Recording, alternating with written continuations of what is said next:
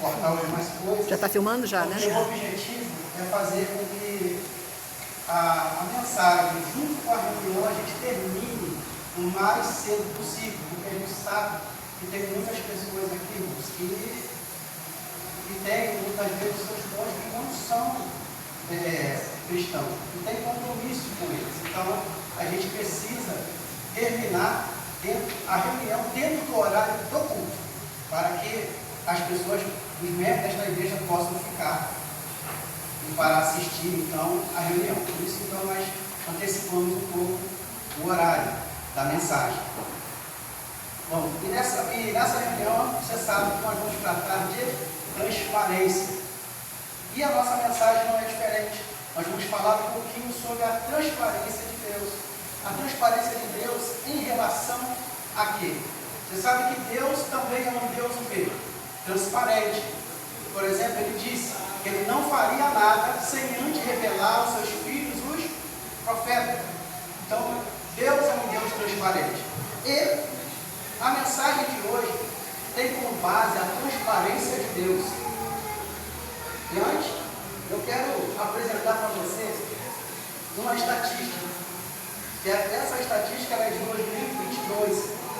E nessa estatística você vai ver aqui um pouquinho do que a nossa igreja ela possui.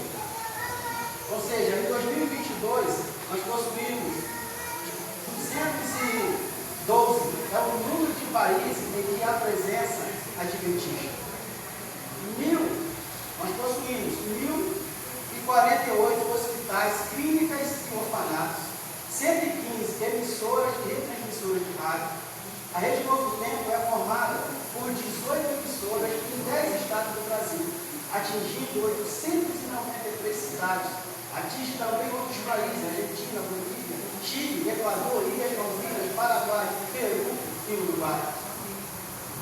Contamos com 97.811 igrejas, cerca de 22 milhões de membros.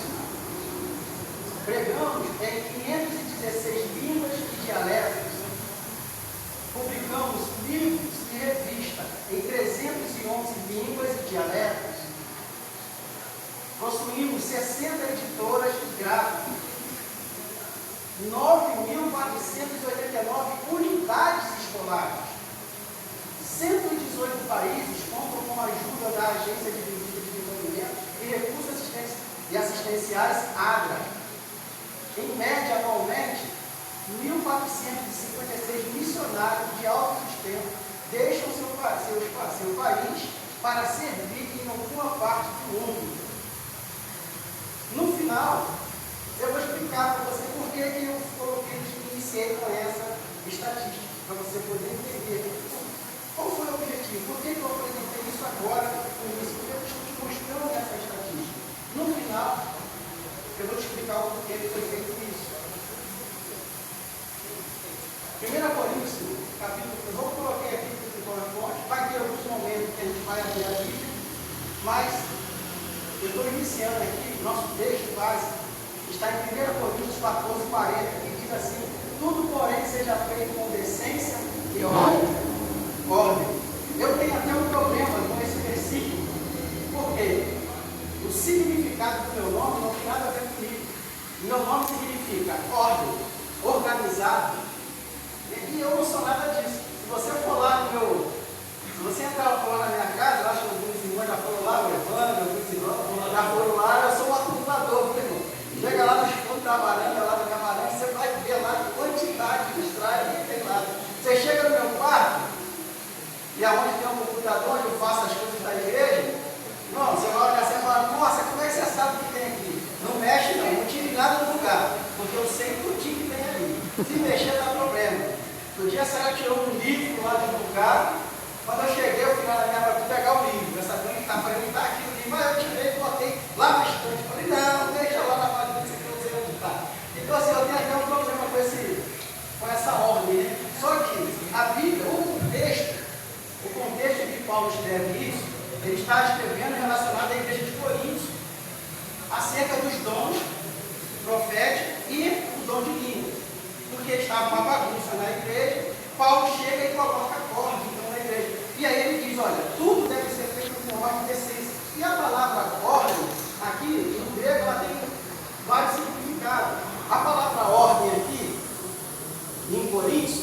ela tem o nome de Capos, significando ordem, mas ela tem outro significado, que é a palavra tax, também para significar ordem, mas com uma abrangência diferente, e a palavra diatax, com outra abrangência diferente. Ou seja, a palavra ordem, como Paulo fala, ele está falando de organização, organizada. Ou seja, tudo que nós vamos fazer, tudo que a igreja vai fazer, tem que ser planejado e com ordem. Ou seja, tudo que você vai fazer, tanto na igreja como fora dela, você deve antes planejar, fazer um planejamento.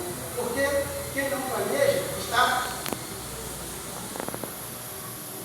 o quê? Está propenso a fracassar. Não planejou, já fracassou. Porque a gente precisa planejar. Por exemplo, nossos cultos, eles têm que ser o quê? Com ordem e decência, tem que ser organizado. Você imagina, a gente faz uma programação, eu chego aqui e começo, irmão, vem cá você agora. Olha, fulano, vem cá agora. E agora quem vai cantar? Peraí, acho que vai ser aquele lá. Não pode, a gente precisa ter tudo ter um cronograma direitinho com ordem e decência. É assim que a Bíblia tem. E em relação à nossa igreja, não é diferente. Por quê? Como igreja mundial, a igreja prima pelo quê? Pela organização e a transparência. A nossa igreja, irmãos, ela é tão organizada. Veja bem, nós temos 2 a 3 vezes no ano uma auditoria que é feita com a igreja. A associação faz essa auditoria conosco. E na própria associação existe uma auditoria também da associação. Só que a auditoria que é feita na associação, ela não é feita pelos auditores da União.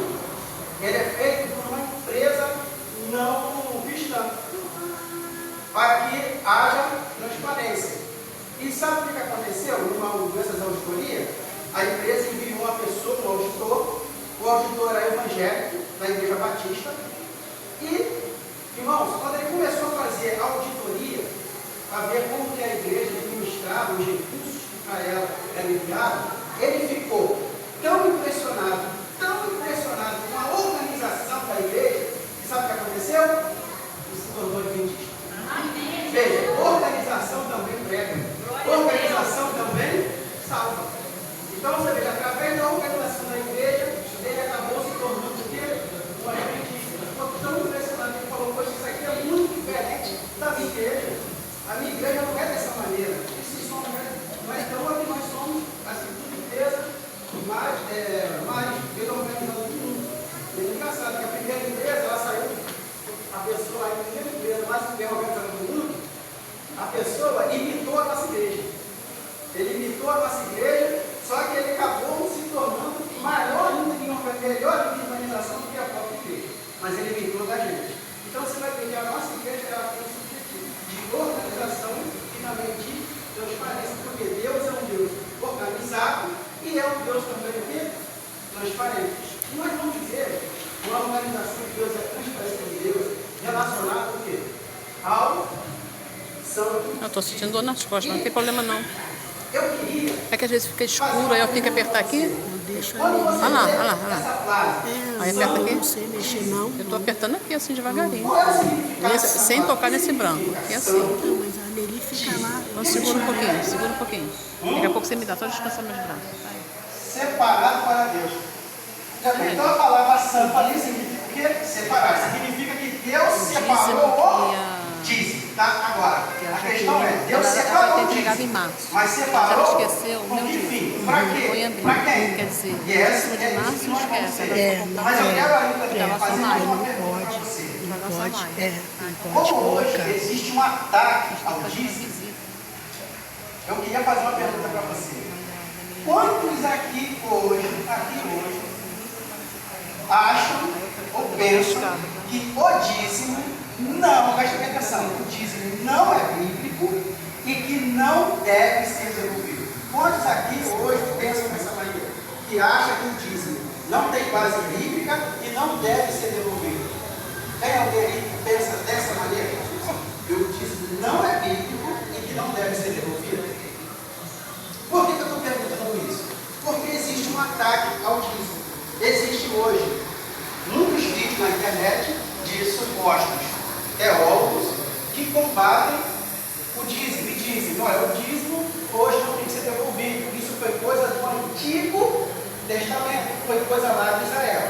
Então hoje não temos que devolver dízimo porque nós estamos na dispensação da graça e não da lei. Então não se deve devolver mais o dízimo. Alguém aqui já viu um vídeo ou algum pastor na internet falando sobre isso? Atacando, dizendo que o dízimo não deve ser devolvido? Porque eu já vi vários vídeos na internet falando sobre isso. Inclusive nós temos hoje vários segmentos religiosos que não devolvem, que diz que não precisa devolver dízimo. E tem segmentos religiosos hoje que diz, olha, você pode devolver o dízimo, mas não precisa ser 10%. Você vem para cá e pode devolver 8% ou 5%. Então hoje você tem um ataque ao dízimo. Só que o que essas pessoas que dizem que o dízimo foi coisa do Antigo Testamento, foi para Israel, o que ele se esquece é que quando ele fala isso, ele está fazendo o quê? Ele está anulando o quê? O Antigo Testamento. Mas o que diz a Bíblia em relação a isso? Porque o apóstolo Paulo, ele vai falar lá em 2 Timóteo, capítulo 3, verso 16, assim, você conhece o texto. Porque toda a Escritura é inspirada por quem? Por Deus. E ele é útil para o quê? Para o ensino, para a repreensão, para a correção, para a educação na justiça. Com que fim? Para quê? Verso 17. Para que o servo de Deus seja perfeito e perfeitamente habilitado para toda boa obra. Então ele está dizendo que toda a Escritura é inspirada por Deus. Se toda a Escritura é inspirada por Deus, ele está dizendo que tanto o velho quanto o novo, nós precisamos o quê? Examinar tudo que fala sobre o dízimo do velho e do novo, para poder dizer se tem base bíblica ou não. Porque quando ele diz isso, ele está dizendo que o Antigo Testamento não vale mais. E aqui a Bíblia discorda dele. O problema, irmãos, é que o texto diz assim, para que o servo de Deus seja perfeito e perfeitamente habilitado para toda boa obra. Ele não está dizendo assim, para que todo servo de Deus. Não. Ele está dizendo o servo de Deus. E aí nós temos um problema. Por quê? Por exemplo, se essa pessoa que está falando essas coisas, a Bíblia discorda dela, isso significa que ele não é o servo de Deus. Por quê? O servo de Deus, ele está aperfeiçoado e habilitado para toda boa obra. Ou seja, ele vai estar em conformidade com a Bíblia. Um exemplo. Uma pessoa, Paulo está dizendo o seguinte, olha, uma pessoa que ela não perdoa, se ela não perdoa, ele está dizendo, o servo de Deus, a Bíblia é inspirada para quê? Para ensinar, para repreender, para corrigir, para educar. Só que o servo de Deus, ele foi aperfeiçoado para fazer esse trabalho. Mas se eu, por exemplo, tenho essa dificuldade do perdão, como que eu posso ensinar alguém sobre perdão? Eu não vou poder. Por quê? Eu não estarei aperfeiçoado nisso. Então, mesma coisa. Se eu não me oponho com dízimo, como é que eu vou falar com alguém sobre dízimo? Por quê? Porque eu não sou o servo de Deus. Porque o objetivo da Escritura é ensinar. Mas, em primeiro lugar, a Escritura é inspirada para nos aperfeiçoar, nos tornar o servo de Deus. Porque ela é inspirada para que o servo de Deus, não todo o servo de Deus, porque vai ter pessoas que ela não vai estar o quê? Perfeitamente habilitado para toda boa obra. Por quê? Devolver, perdoar é uma má obra ou uma boa obra? Boa obra. Boa obra. Então, você precisa ser o quê? Aperfeiçoado. Esse é um dos objetivos da Escritura, da inspiração bíblica. Aperfeiçoar o servo de Deus. Bom, mas eu ainda quero fazer com você mais uma outra pergunta em relação ao dízimo. Deixa eu te perguntar uma coisa. Deus disse, Deus separou o dízimo, separou. As pessoas dizem que o dízimo é coisa do Israel. A pergunta que eu faço para você nessa manhã: em que parte da Bíblia nós temos a primeira menção de dízimo? E com quem? Com quem que Deus fez a primeira? Abraão. A Bíblia relata lá em Gênesis que Abraão é a primeira pessoa na Bíblia que faz menção do dízimo. Só que Abraão não era o quê? Não era israelita. Abraão não era israelita, ou seja, Israel não existia e já se falava sobre o quê? O dízimo. Abraão devolve o dízimo para quem?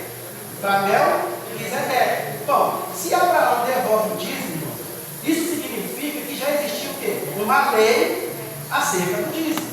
Então, a lei também não poderia ser dada lá para Israel. Então, a lei também era anterior a Israel.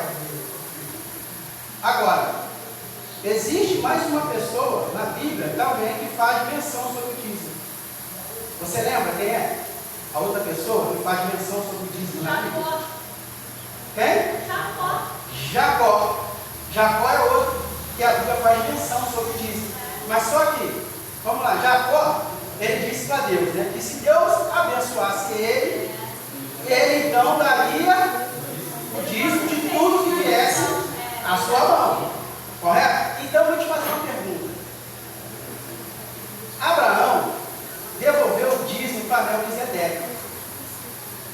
Mas Jacó devolveu o dízimo para quem? Porque ele disse que ia devolver para Deus. Tá, mas para quem ele devolveu o dízimo? E aqui outra coisa. Da onde Jacó tirou essa ideia de dízimo? Uma pergunta. Abraão, ele conheceu Jacó? O que você acha?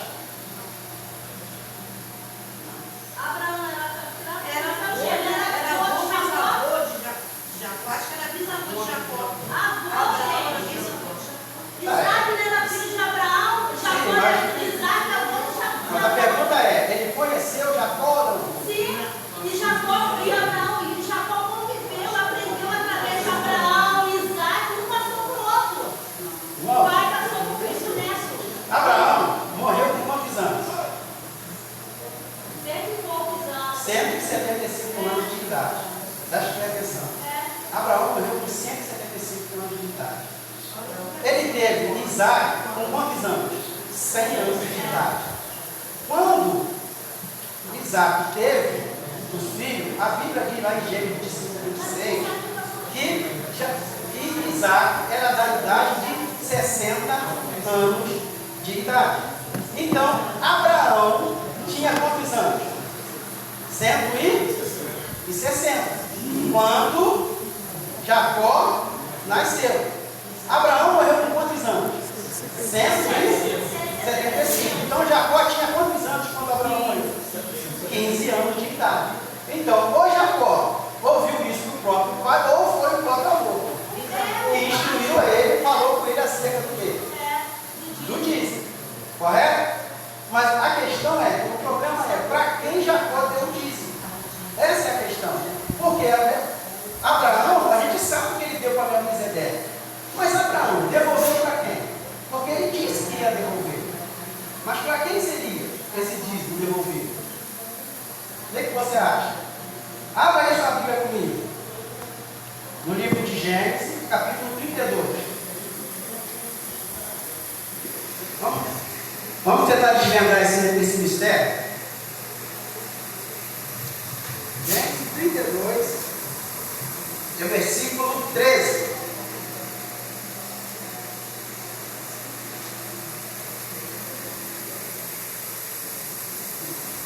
Amém? Gênesis 32, versículo 13. Diz assim: depois de passar ali aquela noite, Jacó separou do que tinha consigo um presente para seu irmão Esaú. E ele separou o quê? 200 cabras, 20 bodes, 200 ovelhas, 20 carneiros, 30 camelas de leite com suas crias, 40 vacas, 10 touros, 20 jumentos e 10 jumentinhos. seja, Jacó, depois que sai da casa de Labão, ele sai abençoado até o tutano. Jacó sai muito abençoado, sai muito rico. E Jacó sabia que seu irmão estava vindo de encontro a ele. Jacó então separa esses presentes e manda os servos dele na frente levar para Esaú, com a intenção de aplacar a ira de Esaú, porque ele estava com medo de Esaú. Só que mais para frente, Jacó, ele passa uma noite lutando com Deus, ele passa ali uma noite lutando com Deus, e ele diz que viu Deus face a face. Tá? Jacó segue o caminho. No caminho, Jacó agora, no capítulo 33, e no versículo 6 em diante, olha o que acontece. Agora, Gênesis 33, versículo 6 em diante. Versículo 9. Vou botar assim, fica mais rápido. Versículo 9. Amém? Então, Esaú disse: eu tenho muitos bens, meu irmão. Guarde o que você tem. Aí Jacó insiste: não recuse. Se alcancei favor na tua presença, peço que aceite meu presente. Por quê? Por quê? Quem é que pode ler para ver se a versão é diferente da minha? Eu vi o rosto, como se tivesse contemplado o cidade. Porque quando ele olha para Esaú, ele diz que ele vê o rosto de quem? De Deus. Ele disse que ia dar o dízimo para quem? Para Deus. Aqueles animais que Jacó deu é a 10ª parte que ele tinha. Porque supomos que Jacó então ele tinha, se ele deu 200 carneiros, ele tinha 2.000. Então Jacó separa o dízimo de tudo, porque ele disse para Esaú que Deus tinha dado o quê? Graças para ele, tudo que veio à mão dele, ele tinha prometido que daria a quem? Tiraria o dízimo. Só que ele devolve esse presente, ele dá para quem? Para Esaú. Só que para Jacó, ele estava dando para quem? Para Deus. Só que para Jacó, ele estava dando para Deus. O que a gente aprende aqui, irmãos? Que o dízimo é de Deus, mas Deus usa agente humano para administrar. Deus simplesmente usa agente humano para administrar. E isso não é diferente em relação também à nossa igreja. Nós devolvemos o dízimo, por exemplo, tem pessoas que podem dizer assim, com o pastor: pastor, eu pago o seu salário, porque eu te dou o dízimo que paga o seu salário. Na realidade, você não paga o salário dele, não sou eu nem você. Quem paga é quem? É Deus. Porque o dízimo é de quem? De Deus. O dízimo é de Deus, não é meu nem seu. Então, quem paga o salário é Deus. Não sou eu nem você. Porque o dízimo é dele. Então, Deus, ele usa agente humano. Para quê? Para receber e administrar esse dízimo. E, qual é a prova que você tem disso? Olha, veja bem, você disse que o dízimo é o quê? São separado. A pergunta é: separado para quê ou para quem? Então, como que Deus fez com o dízimo? Veja a maneira que Deus administrou o dízimo. Também, todas as dízimas da terra, tanto do cereal como dos frutos das árvores, são do Senhor. Santos são a quem? Ao Senhor. Isso é só para deixar claro que o dízimo é santo. Tá? No tocante à dízima do gado e do rebanho, de tudo que passar debaixo do bordão do pastor, o dízimo será santo ao Senhor. Isso para ficar bem claro isso. Agora, o dízimo foi santo ao Senhor, separado ao Senhor para quê? O que Deus fez? Como Deus administrou isso? Aos filhos de Levi, tem todos os dízimos em Israel por herança, pelo serviço que presta, serviço da tenda da congregação. Então Deus pegou os dízimos e falou que os dízimos vai pertencer a quem? Aos levitas, para a obra do ministério dos levitas. O dízimo no Antigo Testamento ele não era utilizado de nenhuma outra forma, a não ser para a manutenção dos levitas e do templo.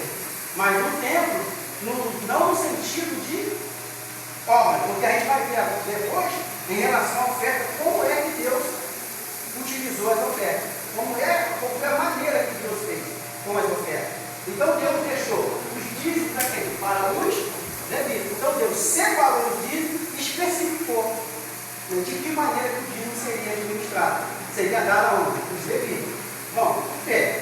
Porque os dízimos dos filhos de Israel que apresentam ao Senhor em oferta, dele por herança ao levita, porquanto ele disse, no meio dos filhos de Israel, nenhuma herança tereis. Bom, eu posso dizer uma coisa para você. Meus pais morreram e não deixaram nenhuma herança para mim. Então eu sei que eu não tenho nenhuma herança para receber nessa terra. Mas Deus está dizendo que a minha herança é quem? É o Senhor. Porque hoje, quem é o Israel, queridos? Não somos nós? Nós agora que, através de Cristo, somos participantes das mesmas bênçãos que Deus prometeu a Abraão. Então eu sei que eu tenho uma herança de quem? Vinda da parte de Deus. Então o Senhor é a minha herança. Então é como se Deus estivesse dizendo assim, olha. E outra coisa que eu vou dizer para você. Você sabe que tudo que você tem hoje, se você tiver vindo por ocasião do decreto, você vai perder todos os seus bens, você sabe disso. Se você permanecer fiel, você vai ter todos os seus bens conquistados. Você pode juntar hoje o quanto você quiser. Mas lembrando, se você tiver vindo por ocasião do decreto, se você não aceitar a marca da besta, você vai perder todos os seus bens. Toda pessoa que não aceitar vai ter que confiscar, assim como ela fazia, como a igreja romana fez no período da Inquisição. Ela fez a mesma coisa. Ela tomava os bens das pessoas. E não vai ser diferente agora. Então, por isso que a nossa herança é o Senhor. Agora, tem um detalhe. A nossa igreja, ela administra o dízimo dessa forma, é única e exclusivamente para o pagamento de quem? Dos pastores, dos obreiros. É o único e exclusivo pro ministério. Por isso que pastor adventista, diferente, por exemplo, dos outros pastores, nas outras igrejas, o pastor ele pode ter um segundo emprego. Ele pode ter um segundo emprego. Ele pode ser um deputado, ele pode estar envolvido na política, mas na nossa igreja o pastor não pode. Nós temos um pastor chamado Ezequiel. Vocês lembram o impeachment da Dilma? Ele foi lá em Brasília participar do impeachment. Fez a bobagem de postar ainda na internet. O que aconteceu com ele? Teve a credencial caçada. Ele teve a credencial caçada. Hoje ele faz muito debate aí na internet. Mas ele não é mais pastor. Por quê? Porque ele foi se envolver em política. E na nossa igreja, o pastor não pode se envolver em política, nem comentar em culto. Nem comentar sua preferência no culto. Ele não pode fazer isso, sabe por quê? Olha aqui, ó. Obreiros evangélicos, nossa atitude quanto à política, pode dividir. Os mestres na igreja ou na escola, que se distinguem por seu zelo na política, devem ser instituídos sem demora no seu trabalho e suas responsabilidades, pois o Senhor não cooperará com eles. O dízimo não deve ser empregado para pagar ninguém, para discursar sobre questão política. Todo mestre, ministro ou dirigente de nossas ideias que é atraído pelo desejo de ventilar suas opiniões sobre questão política deve se converter pela graça da verdade, ou renunciar à sua obra. Sua influência deve ser a de um obreiro de Deus, no conquistar almas para Cristo. Ou devem ser lhe caçadas credenciais, se ele não muda, há de ser nocivo, apenas nocivo. Então, a nossa igreja, irmãos, nós temos, por exemplo, um pastor na nossa igreja, que ele era engenheiro, o pai era pastor, tinha a igreja, só que ele conheceu a mensagem. Irmão, ele abriu mão de tudo. Ele abriu mão de tudo e se tornou um pastor adventista. Alguns conhecem ele aqui. Pastor? Júnior. Trocou a placa. E abriu mão. Irmão, abriu mão. O homem era engenheiro. Ele é médico da... Agora você vê a maneira com que a nossa igreja trata essa questão do dízimo. É uma maneira muito séria com que a nossa igreja trata isso. E isso, para nós, é o quê? É uma transparência. É uma transparência, porque Deus foi muito transparente em dizer como que o dízimo deveria ser empregado. Agora, isso foi só no Antigo Testamento? Mas no Novo Testamento, tem essa base? Sim, ó, também tem. Assim, 1 Coríntios 9:14, assim o Senhor também ordenou nós que proclamamos o Evangelho, que igualmente vivam no Evangelho, ou seja, ele não pode ter um segundo preço. Não pode ter. Na realidade, em relação a questões políticas, na verdade, nós não devemos trazer isso para o público, nem eu, nem pastor, nem ninguém. A gente deve ter essa preferência para fora da igreja. Esse é o nosso papel.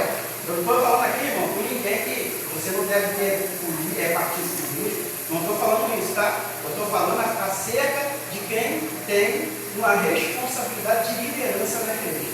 Tá? Para ficar claro, para você não dizer, seu irmão está pregando outra coisa. Eu estou falando que a nossa igreja, ela enxerga dessa maneira. Que a nossa bandeira é Cristo. Então, assim, Deus no Antigo Testamento tratou a questão do dízimo, única e exclusivamente. Né? A White vai falar também, Deus não mudou. O dízimo tem que ser ainda apresentado para a manutenção do ministério. E é dessa forma que a nossa igreja entende e compreende. Por isso que aquele auditor ficou tão impressionado com essa questão. Agora você vai entender por que eu apresentei aquela estatística. Deixa eu te fazer uma pergunta. Se o dízimo hoje, ele fosse o dízimo local, ficasse aqui na igreja, todo dízimo, eu pergunto, nós teríamos o que a igreja tem hoje? Não. Será que a gente teria? Não teríamos. Não teríamos. Nós só temos o que temos hoje, o que a igreja tem hoje, por conta da maneira que a igreja administra o dízimo. Ou seja, da mesma forma que Deus fez o quê? Instituiu que fosse feito. A igreja simplesmente copia esse modelo que o próprio Deus estabeleceu. E nós vamos falar agora um pouquinho rápido também sobre a oferta. A primeira pergunta que eu quero fazer para você sobre a oferta é: quem é mais antigo, dízimo ou oferta? Eu só trago um negócio para ficar, né? A oferta.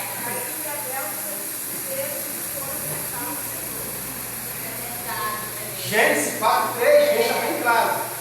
Né? Caim trouxe o que para Deus? A oferta. A Bíblia não faz essa distinção, viu, irmão? De dízimo ou oferta ser mais antigo. A Bíblia não faz essa distinção. Essa distinção eu estou colocando aqui para você. Por quê? Porque tem uma base bíblica para isso. Ela me deixa essa margem para isso. Por quê? No tocante, a oferta seria até mais antiga que o dízimo.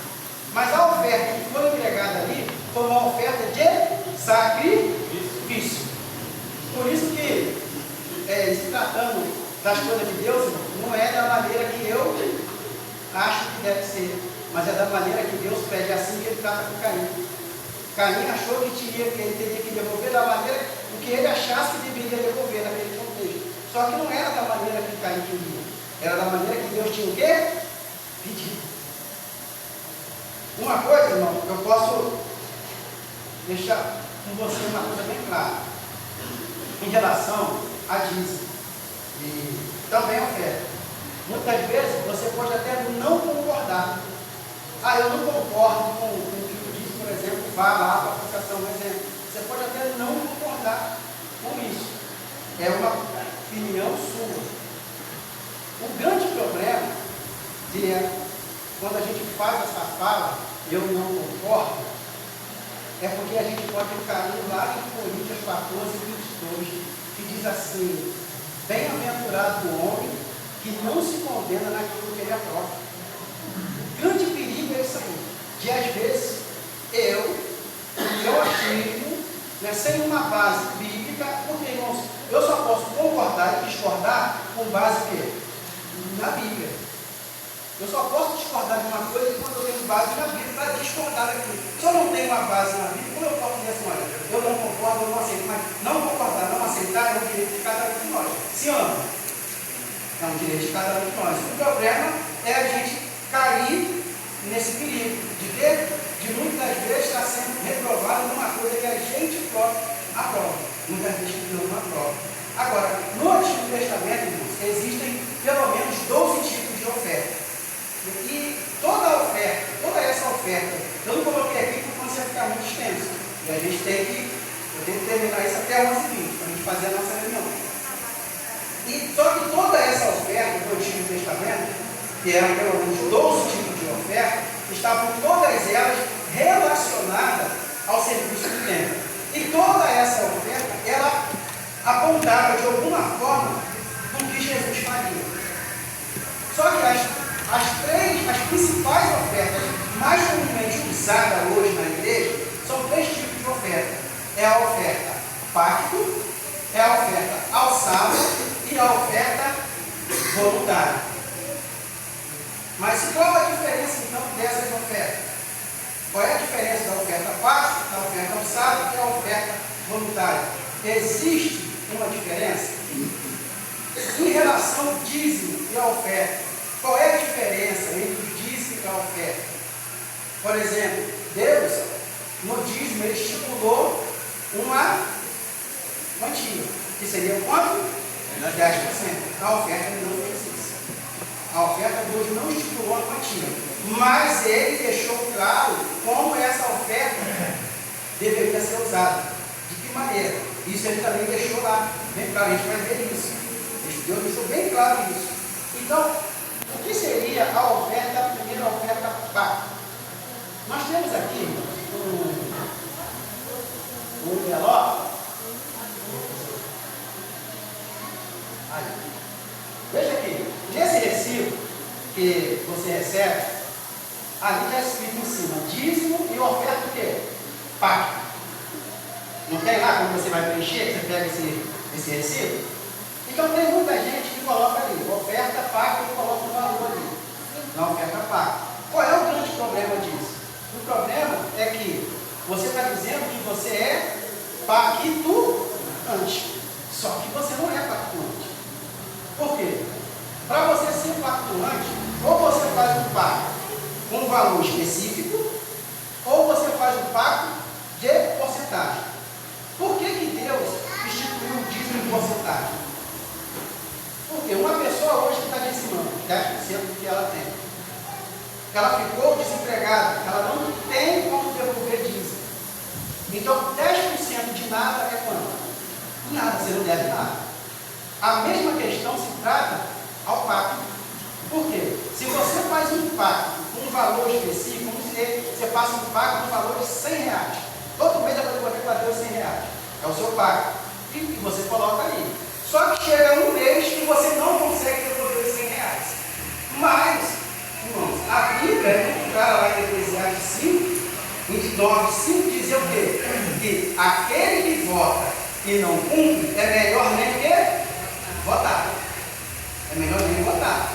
Porque uma vez votado, você vai ter que cumprir. Você disse, eu vou dar 100 todo mês. E naquele mês você não tem 100 para dar. E agora? Como é que você faz?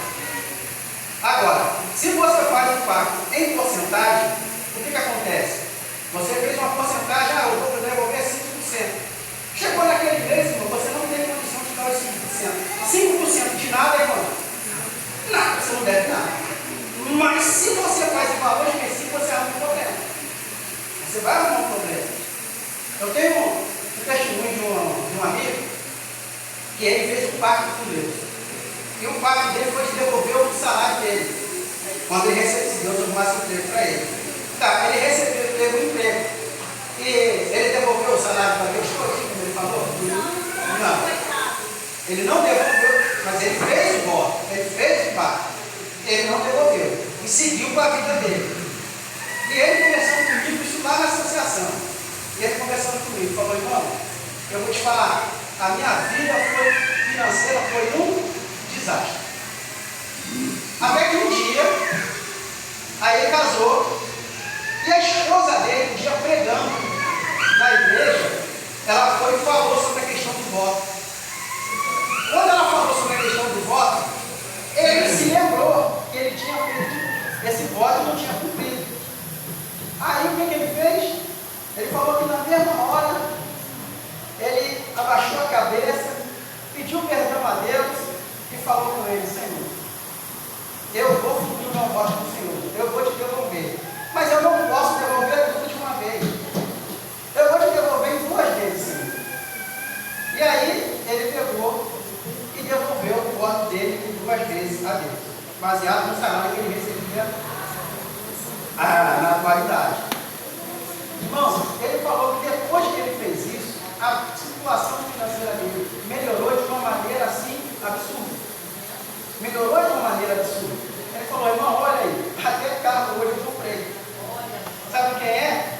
O evangelista Gilson. Ele já até pegou aqui. Aí você fala assim, irmão, mas Deus então castigou ele? Não, irmão, Deus não castigou ele, não. O problema é o seguinte, que toda vez que nós fazemos algo ao contrário do que Deus diz, nós abrimos uma brecha para quem atuar? Nós abrimos uma brecha para Satanás atuar. E Satanás tinha agora a liberdade de atuar na vida financeira dele. Veja bem, mas qual é a prova disso, irmãos? Entenda bem, se Jó, que estava fazendo tudo certinho, Satanás foi lá questionar ele, você imagina quem está fazendo errado? Como é que Satanás não faz? Veja, ele foi questionar Deus, e Jó estava fazendo tudo o quê? Certinho. E Deus ainda assim permitiu ele ir lá e experimentar Jó. Agora você imagina então quando a gente já está errado, ele já está olhando e dizendo, eu quando eu estava na Assembleia, um dia eu fui para um encontro de vaso. Fui para um encontro de vaso numa casa. Aí, quando eu cheguei lá, eu cheguei com a minha bicicletinha, né? Essa bicicleta eu tinha, era uma oração que eu fazia com Deus toda noite, pedindo a Deus um carro. Eu fazia oração toda noite com Deus, porque eu tinha carteira e não tinha carro. Só que eu também tinha carteira e não sabia dirigir, viu? Não sabia dirigir não, eu tinha carteira, eu ganhei no exército. Aí eu orava a Deus, Deus, dá um carro, toda noite eu orava. Aí um dia lá no meu trabalho chegou a pessoa e falou assim, Mota, eu tenho uma coisa para te dar. Aí eu desci, estava no apartamento dela, que era subsolo. Aí ela chegou lá, tá aqui, ó. Essa bicicleta eu comprei e só usei 2 vezes, é sua. Aí eu cheguei em casa, levei a bicicleta, irmão, dentro do trem, levei a bicicleta, chateado da vida, não estava alegre. Quando eu cheguei em casa, eu ajoelhei e falei, Deus, eu te pedi um carro, só me deu uma bicicleta. Senhor, eu agora não quero um carro, eu quero um avião. Eu comecei a orar, Deus pedindo um avião. E eu, com essa bicicletinha, não, Deus sabe o que dá pra gente, viu? A bicicleta foi uma vez na minha vida, viu? E com essa bicicletinha, eu cheguei nesse encontro de vaso. Quando eu cheguei lá, irmãos, eu parei assim e estava com a Bíblia em cima do guidão da bicicleta. Nisso veio um amigo do tempo do Candomblé, que ele era irmão da mãe de santo do terreiro onde eu frequentei. Ele me viu e veio me cumprimentar. Ele chegou perto de mim e fez assim, ó. Ele meteu o dedo assim na Bíblia 3 vezes. O dia que você largar este livro, eu te atropelo. E aí, meu irmãozinho, como é que tá? Ele me abraçou e tal. Ou seja, o inimigo tomou ele e mandou um recado para mim, ó. O dia que você largar esse livro, eu vou te atropelar. Ele nem sabe que isso aconteceu com ele. Então, assim, eu digo para você com sinceridade, eu não sei se um dia eu desviar, se eu consigo voltar. Porque o diabo falou bem claro, o dia que deixar eu, te atropelo. Então, assim, o inimigo, ele realmente faz isso. Ele realmente está ali, ó, a espreita. Se a gente andando certinho, o inimigo já atua, você imagina quando a gente faz alguma coisa ao contrário do que Deus diz para a gente fazer. Entende? Então, a oferta, pacto, o ideal é você, para você colocar ali, é somente se você tiver um pacto com Deus. Se você tem um pacto, coloca. Qual é a orientação hoje? A orientação hoje é essa, que toda a oferta seja a oferta pacto. Mas como é que eu vou explicar isso? Na reunião eu vou explicar isso para você, melhor.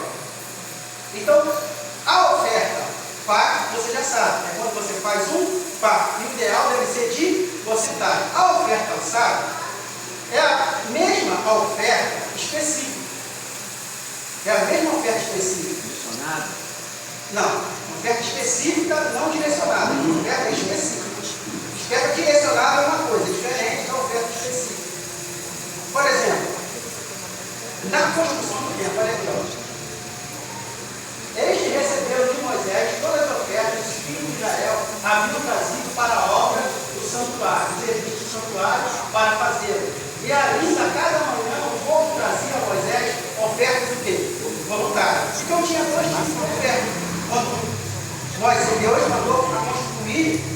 tabernáculo. Ele tinha a oferta alçada, que era uma oferta também específica, só que diferente da voluntária. Por quê? A oferta específica alçada é quando estipula-se o quê? Um valor. Quando tem um valor estipulado, por exemplo, irmãos, queremos comprar um drone. Irmãos, a gente quer pedir aqui uma oferta teremos aqui pelo menos um grupo de 20 pessoas, cada um doando X para a compra do campo. Isso é uma oferta específica mais alçada. Agora, a oferta voluntária, você vai reparar que na construção do templo foi a oferta que Deus, que o Moisés foi dito, olha, fala para o povo nem trazer mais. Porque foi a oferta que mais sobressaiu. Por quê? Porque a oferta voluntária, ela é espontânea. A oferta que a pessoa pega assim na hora de se preparar, chegar lá e bota, aquilo é oferta ou é Então, coleta? Não, essa é a oferta voluntária. É uma oferta voluntária que você coloca na sala. Tá? Mas eu vou explicar o que acontece com essa oferta. Agora, na construção do templo, Deus especificou que a oferta ela era única e exclusivamente para quê? Para manutenção do templo. Assim como a gente tem aqui hoje. Hoje, para a manutenção aqui no templo, é feito única e exclusivamente pelo quê? Pela oferta. E Deus, a diferença, e mostrar aqui, ó, cada um contribua segundo o que é proposto no coração, não com tristeza ou com necessidade. Porque Deus ama quem dá com quê? Com alegria. Isso aqui tem a ver com a oferta voluntária. Isso tem a ver com a oferta voluntária. Em relação à oferta específica, mais uma vez, você sabe que a nossa igreja ela foi construída à base de oferta específica. Então, se alguém diz para você assim, não tem base bíblica para uma oferta específica, você não pode pedir uma oferta específica. Como que não pode? Se a igreja foi construída assim. Por exemplo, hoje a associação, quando ela constrói um colégio, faz uma obra grande, tem sempre um doador que dá uma oferta específica. E sabe, um dos maiores doadores que a nossa igreja tem, você sabe quem é? Quem? Milton Afonso. Ele é um dos maiores doadores de oferta o quê? Específica. Específica para quê? Para um colégio, para a construção do colégio. Por exemplo, o colégio da Barra, o colégio Supercado, que ele deu uma oferta específica, R$90 mil, que é o aluguel. Então, assim, a oferta específica, ela é muito clara também aonde? Na Bíblia. Nós fizemos isso um dia há tempo atrás. Eu vou falar depois que eu fiz só na reunião de Brasil. Nós fizemos aqui uma oferta específica para uma conta d'água. Você quem lembra aqui? Fizemos esse pedido para ajudar na conta d'água. Deixa eu contar para você agora um fato sobre a oferta específica que a gente já vai estar terminando. O pastor João, hoje ele é ministerial na associação, mas ele era, tempo atrás, distrital. Então, ele contou uma experiência. Ele falou assim, que a igreja dele estava com uma dívida de R$12 mil. Então, eles fizeram uma reunião na comissão para poder pedir ajuda à igreja para poder pagar essa dívida. E na reunião de comissão, eles decidiram que iria fazer esse pedido numa reunião regular, ou seja, onde tivesse também o quê? Visita. Mas o ideal seria fazer uma reunião o quê? Administrativa, só com membros da igreja. Mas ele decidiu fazer uma reunião regular, tá? Onde tinha visita. Ele chegou lá na frente e expôs a situação e falou da dívida da igreja. Bom, quando terminou a reunião, o que aconteceu? Ele saiu, veio então um irmão, uma pessoa não cristã, que era uma visita que tinha.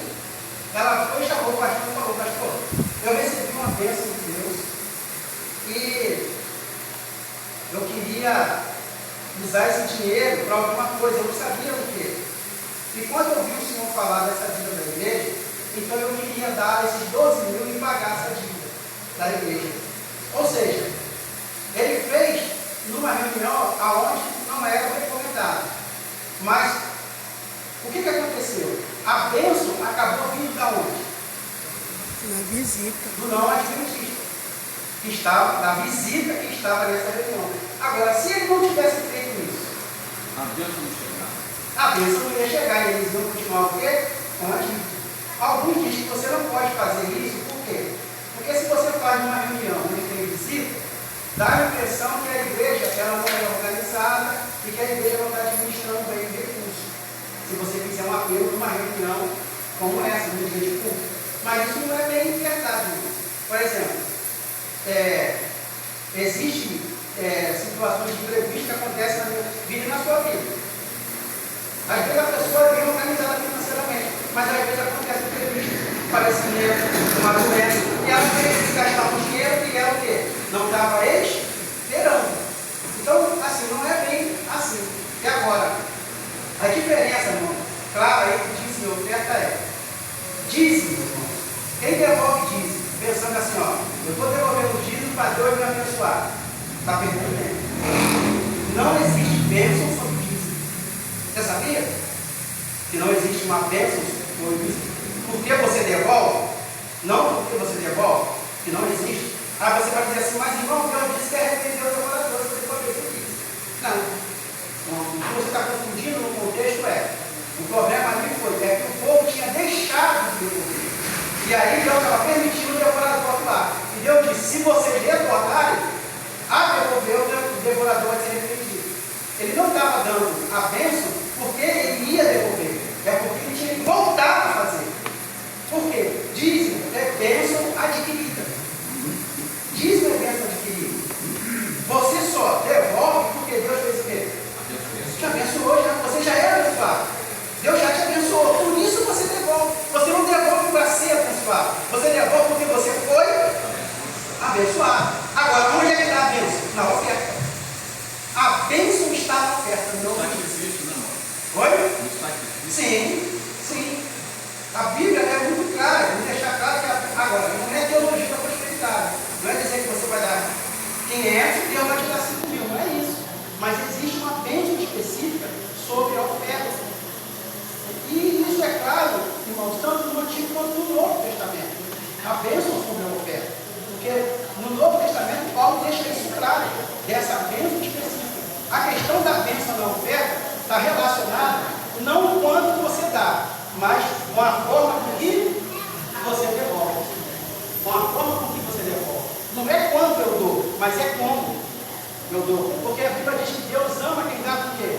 Com a alegria. Com alegria. Eu vou te fazer uma pergunta aqui para encerrar agora e a gente entrar na reunião administrativa. Para a gente já estar encerrando tudo. Se você, hipoteticamente falando, pudesse emprestar dinheiro para Deus, você emprestaria? Hipoteticamente falando, se você pudesse emprestar dinheiro para Deus, você emprestaria? Sim. Sim ou não? Quantos aqui emprestaria se pudesse emprestar dinheiro para Deus? Então eu tenho uma boa notícia para você. Emprestar dinheiro a Deus. Hipoteticamente falando, se você pudesse emprestar dinheiro a Deus. Mas, na verdade, irmão, você está dizendo que não pode, né? Mas você está equivocado, porque você pode.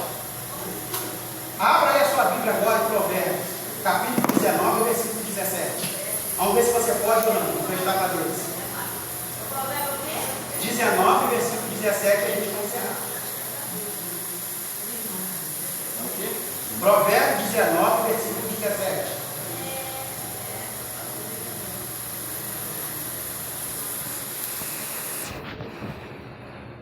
Quem achar pode ler.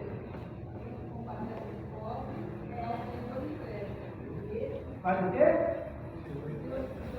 Não, deixa o verso.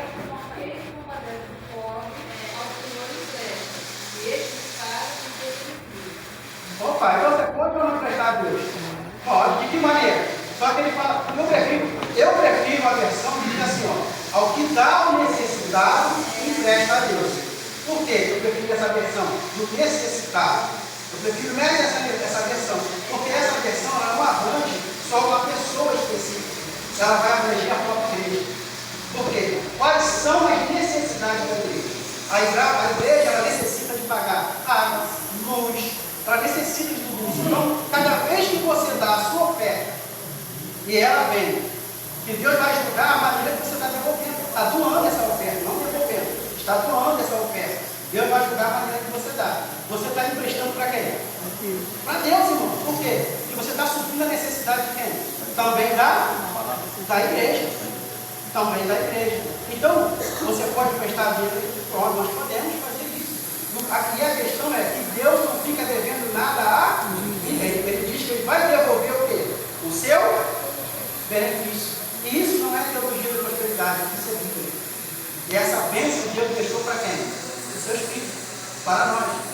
Basta somente agora nós, os filhos de Deus, atentarmos para isso. Amém? Amém. A minha pergunta final é: ficou clara e você conseguiu compreender como Deus ele organizou o dízimo e a maneira que Deus pediu que o dízimo fosse administrado? Você conseguiu entender isso? Ficou isso claro para você ou não?